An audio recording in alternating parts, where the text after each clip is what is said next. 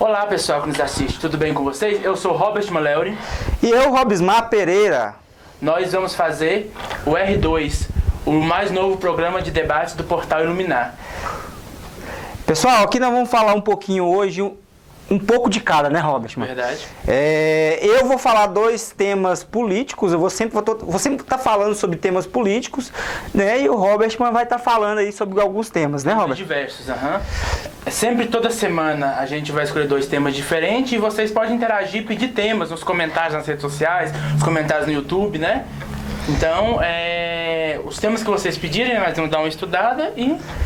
Na próxima, sempre na segunda-feira, né, Robert? Mas sempre na segunda-feira vamos estar trazendo o programa novo. Você pode também estar assistindo www.portaliluminar.com.br e também nas outras plataformas, né, Robert? No YouTube, no canal do YouTube do Portal Iluminar, também no Facebook do Portal Iluminar e no Instagram. E também vocês aí que recebem o nosso material também aí via WhatsApp, vai estar chegando para vocês também aí esse material também. Lembrando que vai ser o programa todas as segundas-feiras, viu, pessoal? E a gente espera que vocês nos acompanhem. E vamos começar esse primeiro? Vamos começar a descer o cacete, né, Robert? Eu quero falar sobre dois temas bem polêmicos da política. Eu não sei qual que é os temas que você vai falar, Robert? Então, eu vou falar, um tema polêmico, né, que é sobre o meio ambiente no geral, mas mais especificamente sobre as queimadas na Amazônia, né? E o outro eu vou falar um pouco sobre a campanha do Setembro Amarelo, que é o mês de prevenção ao suicídio, que vai começar agora dia 1º no domingo, né? E se estende até dia 30 de setembro. Então a gente vai conversar um pouquinho sobre algumas pesquisas que eu fiz sobre alguns dados que eu vou trazer, entendeu? Então vamos fazer o seguinte, vamos começar... Eu começo ou você começa? Não para o ímpar. Epa! Parou... Ímpar. Pá! Já. Deu pá. Já comecei ganhando, pessoal. Aí, ó. 1-0 pra mim, viu? Nesse debate. Robert, já que a gente está aqui na cidade de Unai, eu vou começar falando da CPI da saúde, tá? Que aconteceu na última segunda-feira, a reunião na Câmara Municipal. E eu gostaria de saber de você, o que você acha aí dessa CPI, da saúde, o que você fala da saúde num todo de Unai também, e se quiser falar também da saúde no geral, também pode falar, e eu vou falar depois que você falar suas explanações aí, quero também citar algumas coisas. Então, a saúde é um problema praticamente em todos os lugares do Brasil, né? Aqui em Unai já vem um tempo que não é boa. Eu sou morador de Unai desde que nasci, fiquei um tempo fora e voltei. Sempre há problemas, mas até então, da saúde em si, dessa CPI que tratou desse assunto em si, que pelo que eu entendi, você vai poder falar melhor que você acompanhou, pelo que eu entendi, foi a família que está acusando os médicos do Hospital Municipal de negligência, né? Foi mais ou menos, assim, eu vou contar um pouquinho da história. Há uns meses atrás, a senhora Magda, né? Apesar que a CPI, ela engloba toda a saúde, mas o que está mais batendo na tecla na CPI, que a gente observa, é sobre o caso da Magda, né? O que acontece? A Prefeitura Municipal de Unai, ela licitou, né, algumas cirurgias seletivas, né, eletivas, e a senhora Magda foi uma das escolhidas a fazer essa cirurgia. Se eu não me engano, foi 80 cirurgias que essa junta médica fez. E algumas reclamações do atendimento, né? Como que foi? O Hospital Santa Mônica ganhou essa licitação, um valor até mesmo que o Dr. Durães falou, lá no testemunho dele, que se fosse hoje ele não pegaria, com um valor muito baixo, né? Sim. E o que aconteceu? A senhora Magda fez a cirurgia, ela passou mal e ela ganhou alta. Ela fez cirurgia numa noite e no outro dia de manhã ela ganhou a alta, certo? E foi embora para casa. Só que nesse meio tempo ela passou mal e aí gerou essa CPI todinha aí que eu acabei de citar para você. Mas eu vou focar um pouquinho só no que aconteceu na terceira. Deixa eu só te perguntar, quando você fala licitou, na verdade é terceirizou. Ela terceirizou, tirou da responsabilidade do hospital municipal, que até então fica na fila fazer cirurgia, faz as cirurgias, a maioria, quando faz aqui o NAI, não tem que ir para outra cidade, é feita lá no hospital municipal. Aí eles estavam sem recurso e terceirizou com um hospital particular fazer, que no caso Santa Mônica ganhou, foi isso? Na verdade, no meu entendimento, o porquê dessa licitação transferiu. O que eles queriam? Eles queriam fazer uma grande quantidade de cirurgias em tempo recorde. No meu ponto de vista é esse, né? Porque, por exemplo, no caso aí teve casos que teve 7, 8 cirurgias num dia, por esse hospital. Sem verba não, porque eles licitaram, né? Licitaram e pagaram essa cirurgia.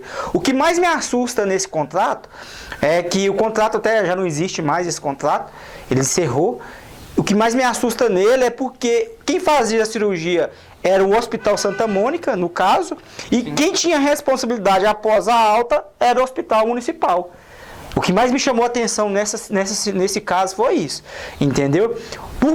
Aí veio o médico de lá de BH, fez a cirurgia UNAI, fez a cirurgia à noite ali, no outro dia já tinha ido embora, dispensou. Ele deu alta para os pacientes, no caso, né? Sim. Teve algumas outras reclamações também sobre esse caso. Mas onde que eu quero chegar é o seguinte, eu acho que eles focaram muito em números e não na qualidade do atendimento. Apesar de Santa Mônica ser um dos hospitais mais renomados da nossa cidade. Sim. Não estou falando nisso. Estou falando na questão, se paga pouco, o resultado também, muitas das vezes, vai ser baixo. Justamente isso. Você, se eu não me engano, você teve até acesso a essa licitação um tempo atrás, não teve? Tive acesso. O que eu quero saber é o seguinte, no contrato em si, por exemplo, lá não especifica que era só a cirurgia, porque, por exemplo, se especificar que o hospital tinha responsabilidade só da cirurgia e não do acompanhamento do paciente, aí a responsabilidade sairia do Hospital Santa Mônica e recairia sobre a prefeitura, que fez a licitação sem especificar todo o atendimento pós-operatório do cliente. Lá tinha um artigo no contrato que fala bem claro, ele é bem claro. Após a cirurgia, se porventura o paciente precisar de estar retornando, de estar precisando de um atendimento, quem vai arcar com isso é direcionado ao hospital municipal. Então, o Hospital Santa Mônica, lá no contrato em si, não tinha nenhuma responsabilidade com pós-cirúrgico. Se porventura acontecesse algum problema com alguma cirurgia, teria que ser encaminhado ao hospital municipal. E lá no contrato estava bem especificado isso. Sim. E a minha pergunta final, se estava especificado isso no contrato, o prefeito, que foi quem autorizou a licitação, suponho eu, não deveria depor na CPI? Porque a responsabilidade foi dele e da equipe dele, que não fez um contrato adequado para aquilo.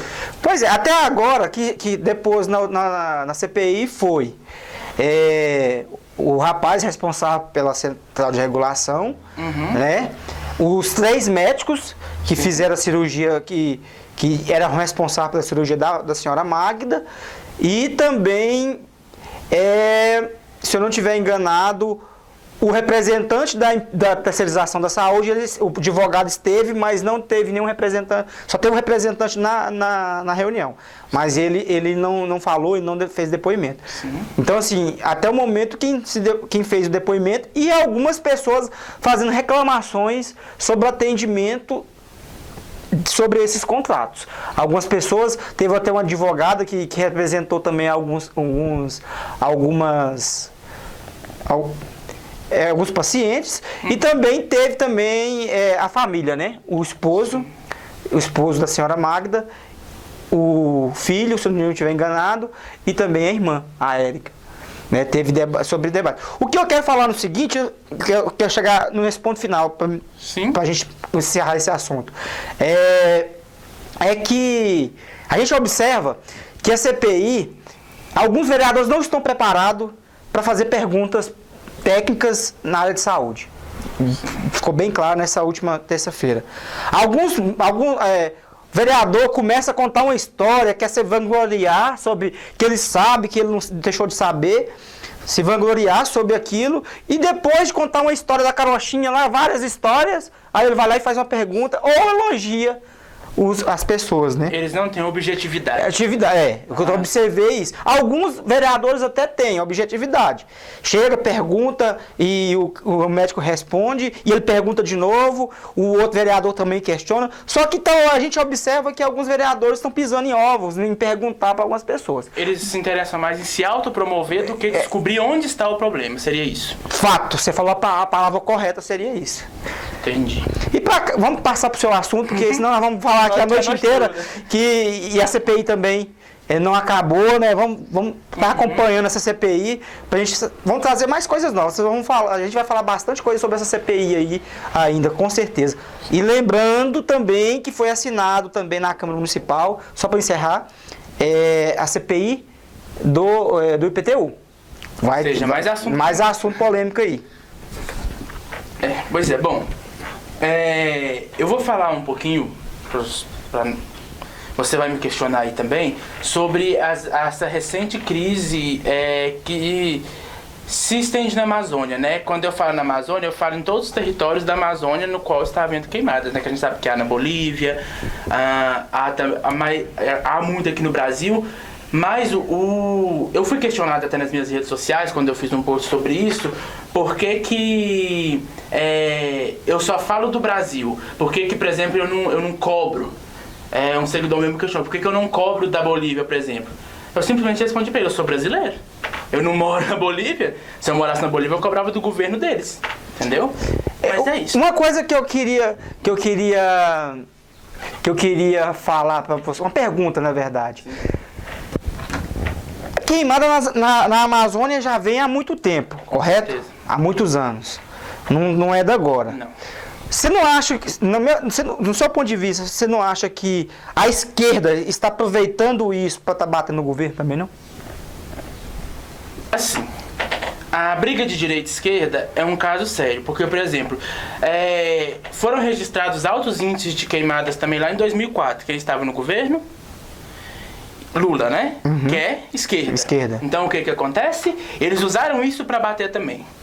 Então, eu acho o seguinte, o que me pega nesse governo, a reclamação maior que eu tenho desse governo, nesse quesito de meio ambiente e queimadas. O ministro que o atual presidente pôs lá não sabe o que ele está fazendo e deve, segundo fontes aí, segundo notícias que a gente vê aí, ele tem multas ambientais. Correto? O outro ponto, o presidente negar ajuda. Aí você pode falar assim, mas essa ajuda pode vir por um interesse. Mas aí é tudo conversado. Aí baixa no terceiro ponto, que é uma opinião minha também, isso independe de ser direita ou esquerda. O presidente atual, ele, nem a maioria da equipe dele, não falo todos, mas ele nem a maioria, sabe articular. Sabe conversar, fazer políticas externas. Bom, ao que se vê, a única política externa que interessa ao presidente é a política externa com os Estados Unidos da América.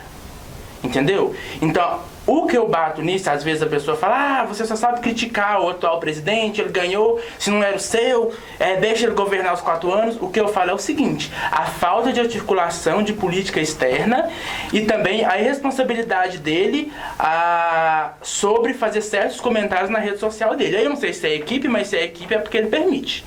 Né? Na verdade, a rede social pessoal, mesmo que outras pessoas escrevam, quem tá lá de frente a frente é a pessoa do perfil. Então, assim, quem escreveu foi ele, né? Agora, eu queria discordar um pouquinho, assim. Eu acho que a grande massa, que eu falo na área vou te falar na área de comunicação do Brasil hoje, a grande massa hoje é a famosa Plim-Plim, né? Não vamos falar o nome, não. Que tá uma grande rixa entre Bolsonaro e a grande transmissora de TV. Sim. Certo? E se sabe também que também se cortou muitas verbas. Agora a pergunta que eu quero te fazer. Sim. Será que essa emissora, ao invés de lá de 2004, você falou que era esquerda e tinha os grandes contratos, será que se ela focasse lá em 2004, o estrago da Amazônia não seria menor hoje? Se for olhar pelo lado de defesa ambiental? Essa é a pergunta que eu te falo. Presta bem atenção. 2004 são 15 anos atrás, né? São 2019. Isso, são 15 anos de degradação que agora, somente agora... A gente sabe. Eu não sou inconsciente nesse quesito. Eu sei que sempre houve queimadas na Amazônia. E você me conhece bem antes de 2004, inclusive, né? Eu sempre tive um viés mais de esquerda, mas eu sempre critiquei isso. Apesar da esquerda ter uma política ambiental boa, forte, ainda não era forte o bastante. Entendeu? Eu acho que o seguinte, 2004 passou. A gente pode falar assim, quando alguém falar assim, mas é só nesse governo que está tendo essa quantidade de queimadas. Só um parênteses. Aí a gente pode corrigir. Só um parênteses. No meu ponto de vista, isso acontece desde FHC. Não, isso acontece, na verdade, desde antes, né? Então, quando alguém falar assim, é só nesse governo que está tendo isso é mentira. Mas se falar do governo Dilma, a partir do segundo mandato do governo Dilma, até agora, esse índice só aumentou depois que esse governo assumiu, por causa de declarações irresponsáveis dele. Mas se o índice só aumentou agora, porque teve mais publicidade, você não acha? Sim, mas a questão de ter mais publicidade vai fazer com que mais publicidade ou menos publicidade, supondo, tá lá queimando, supor que nenhum canal divulgava, nenhuma rede divulgava, ia fazer com que a queimada sumisse? Não, isso é fato. Então, é isso que eu falo. A publicidade, ela é boa, lógico que sempre... Mas ela pode coibir das queimadas não continuar. Sim, eu acho sim que há uma rixa, tanto teve essa rixa dessa emissora que você falou para tirar a Dilma, porque essa emissora sempre quis e ainda quer eleger um candidato de um certo partido, não sei se pode citar aqui. Que isso daí todo mundo sabe, que essa emissora que você falou aí quer eleger um partido lá. Sempre é porque ela vai ganhar em cima disso também, né? Então, e todo mundo sabe qual é esse partido, sempre foi. Só que dessa vez agora as redes sociais, lembrando, pessoal, que a rede social deu um show aí e que na hora que passava os horários políticos, que o atual presidente tá o presidente hoje, ele fazia live no Facebook, tinha mais visualização nas lives dele do que próprio no horário político, só para... Mas eu não concordo que o WhatsApp, Facebook, Twitter tenham ajudado nessas eleições. Eu acho que muito mais atrapalhou por causa das fake news, mas isso é assunto para outra coisa, entendeu? Porém, você perguntou a questão dessa questão geral. Eu acho que nessa questão tende a haver obrigatoriedade de uma melhor articulação do governo em políticas externas nessa questão ambiental. Porque através disso... Isso daí pode haver sanções econômicas. Aí toda a população vai sofrer. Isso é fato. Essa é a minha opinião final, porque a gente não tem muito tempo para falar, né? Mas assim, só para me encerrar a minha parte, eu acho que existe 2 grupos hoje no país. Na verdade, são 3 grupos. Aqueles que se omitem, que não votam correto, que não quer saber de política na hora que deve saber de política. Esse grupo existe. Ele é uma grande quantidade. Se a gente fazer uma análise aí, é quase uma mesma parcela se dividir em 3. Existe o grupo de esquerda, né? E de direita. Sim. Então, sempre vai existir esse debate. Pode colocar Jesus Cristo lá, que vai existir esse debate após acabar as eleições. Então, um recado que eu quero falar também, Robert, que eu acho que as pessoas têm que aprender a votar. Estamos aí vindo aí principalmente nas eleições. Estamos vindo aí para uma próxima eleição aí, municipais, e a gente observa que muitas pessoas omitem e começam a discutir nas redes sociais, principalmente, não quer saber de política, não quer saber de proposta. É nessa época que vocês têm que saber das propostas, para depois não acontecer aí de ficar reclamando depois do próximo governo. Essa é a minha deixa aí. Sim, eu concordo plenamente nisso, que se você se omitiu, você tem que ficar no seu cantinho aí. Agora, quem votou num ou no outro pode debater. É porque mais... Se você se omitiu, não quis escolher um lado, então continue neutro. Né? Só porque muitas das vezes prefere ficar do lado que tá mais em visão, né? Se autopromover. Robert, vamos começar mais esse outro assunto aqui, que esse aqui vai dar o que falar. Ah, com certeza vai. Assim, seria engraçado se não fosse trágico, né? Olha lá, prefeito municipal, olha lá. Cidade nossa vizinha aqui, o prefeito lá de Dom Bosco. Bonfinópolis. Dom Bosco, com a cabeça de Dom Bosco. O prefeito de Bonfinópolis, ele fez licitação e comprou um aplicativo por R$13 mil. Até aí tudo bem, né?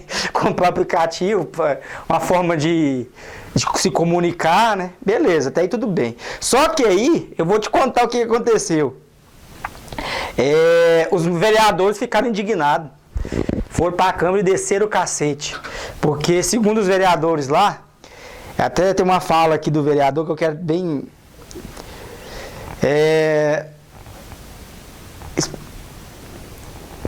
A Lívia, lá de Bonfinópolis, ela fala que presenciou a falta de material durante o atendimento de um amigo no posto de saúde.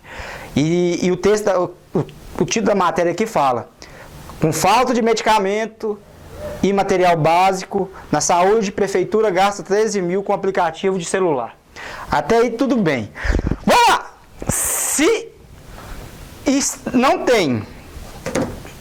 Se não tem medicamento na saúde, se está faltando medicamento básico, com certeza alguém vai reclamar, meu Deus! Com certeza alguém vai ligar! Mas não precisa, no meu ponto de vista... O nome do aplicativo, né? Alô, prefeito. Se é alô, prefeito, pega o celular e liga pro prefeito. Lá quantas pessoas que moram na cidade? Será que dá 8 mil pessoas? Eu não faço a mínima ideia da população. Acho que não tem 8. Vou até puxar na internet aqui. Puxa na internet e ver quantas pessoas que tem. Então, o que ficou engraçado é porque o prefeito... A transparência é legal, pessoal. A transparência é interessante no poder público. Mas gastar R$13 mil faltando medicamento e material básico, com certeza alguém vai reclamar. Então, hoje, com tantos meios de comunicação que a gente tem os jornais impressos. A população é de 6.744 habitantes. 6.744 habitantes. Não é tanta gente assim, não. Então, tudo que acontece numa cidade igual essa aí, onde piscar o olho, todo mundo tá sabendo. Sim. Então, eu achei desnecessário e engraçado. Eu queria que você falasse um pouquinho sobre esse assunto aí. Assim, a gente ri, mas é um caso sério, né? Porque falta medicamento básico, falta material para fazer exames básicos. Essa vereadora Lívia é aquela que foi na premiação do... Foi essa mesmo. Inclusive é enfermeira, se eu não me engano, também, né? Ela dá aula, acho que ela trabalha na escola, eu acho. Ah, sim. Ela é pedagoga. Ah, sim. Então, é muito, assim, a parte cômica o prefeito compra um aplicativo para ouvir a população. Mas aí você vê que o prefeito não ouve a população, porque tá faltando remédio, tá faltando insumo para fazer exame, e o prefeito vai gastar R$13 mil no aplicativo. Mas aí a pessoa pode falar, mas R$13 mil não compra quase nada, mas compra alguma coisa, já adianta, gente. Tem coisas que, assim... Lógico que nessa nova era, muita comunicação e tal, igual você falou no início desse tópico, mas o que acontece?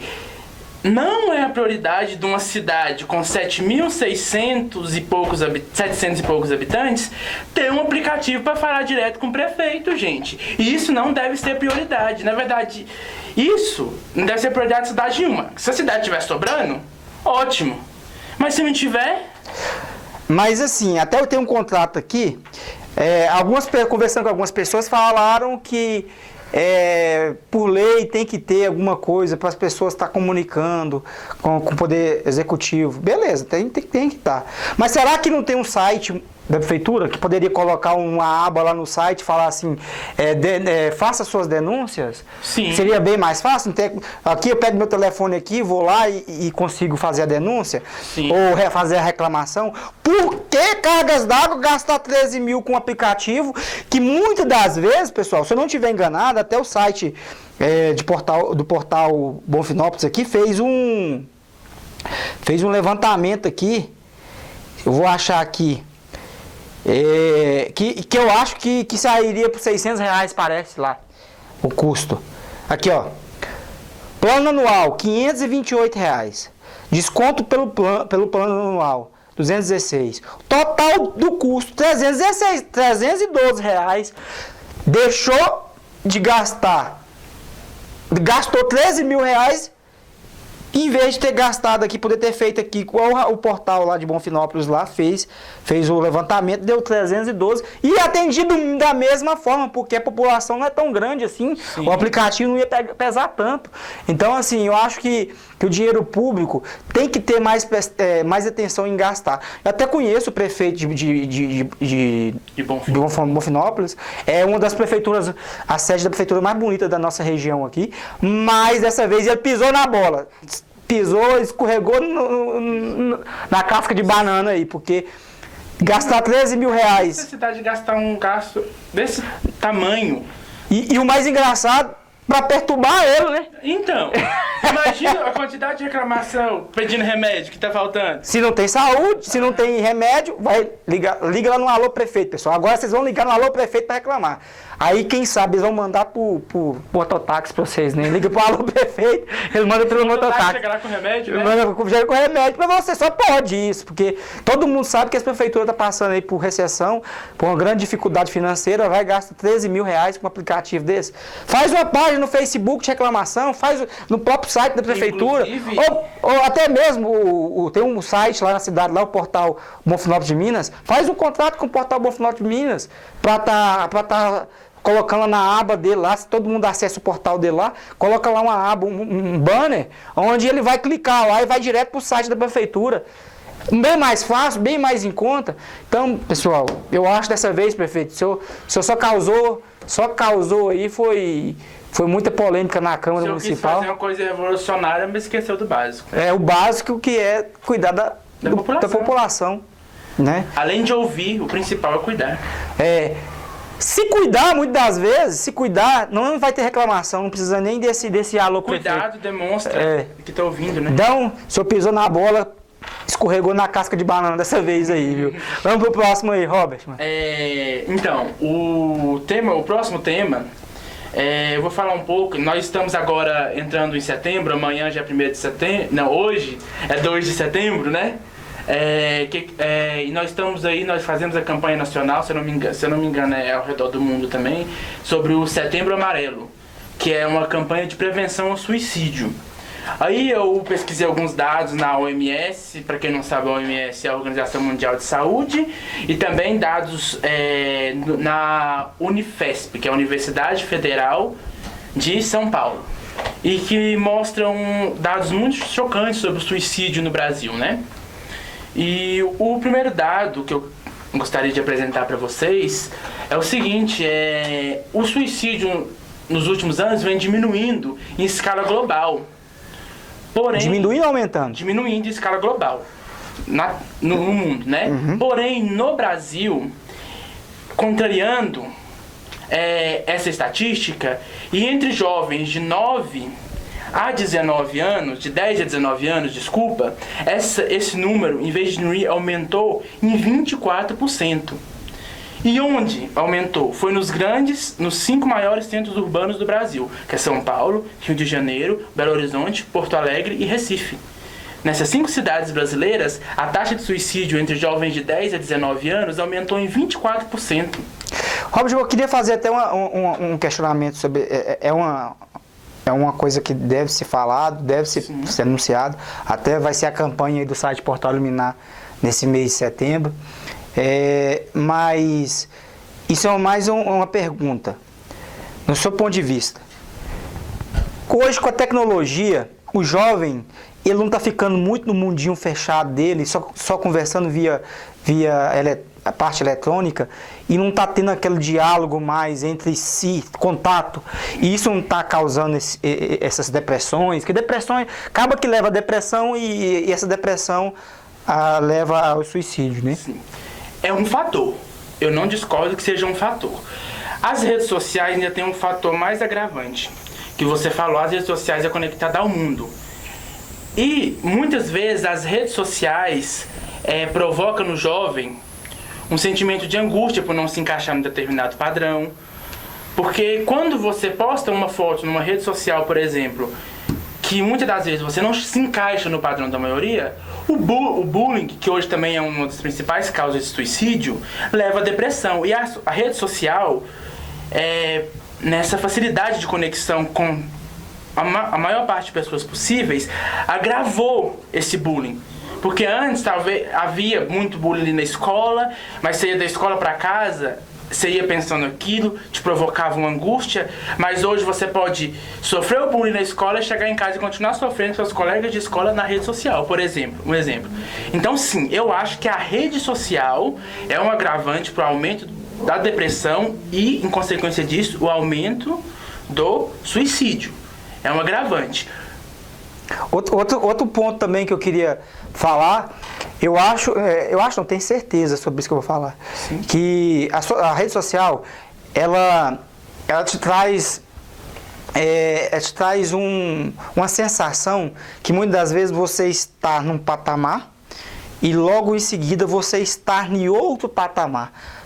É pessoas conhecendo, é pessoas te vangloriando, é pessoas te parabenizando. E as pessoas não estão preparadas, muitas vezes, de um patamar, de um degrau, cair lá para baixo de uma pancada só. Porque a rede social, o que ela te dá, ela te tira.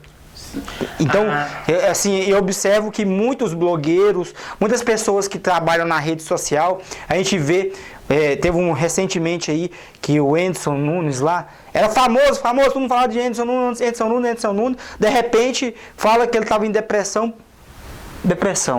né? Sim. Seria porque a internet, ela não perdoa, não. Ela não perdoa. Muitas das vezes que a gente está comentando, brincando aqui, falando aqui, pode um vir lá e comentar no nosso programa aqui e começar a atacar do nada, só pode atacar. A questão do patamar, você falou, é muito importante. No geral, as pessoas não estão acostumadas com a rejeição. De uns tempos pra cá, né? A pessoa não acostuma. Esse negócio do patamar se via muito acontecer em suicídios em caso de grandes empresários, por exemplo. Às vezes a empresa falia e tudo mais, era mais comum nesses casos. O empresário não aguentava aquele baque de sair de um padrão de vida e passar para outro padrão de vida. Hoje, com as redes sociais, igual você falou, isso pode acontecer com uma pessoa, digamos, do dia pra noite. Uma pessoa, digamos, comum, que não é empresária nem nada. Às vezes a pessoa vai lá, posta uma foto, a pessoa acha bonita e ganha, sei lá, 1 milhão de seguidores no Instagram.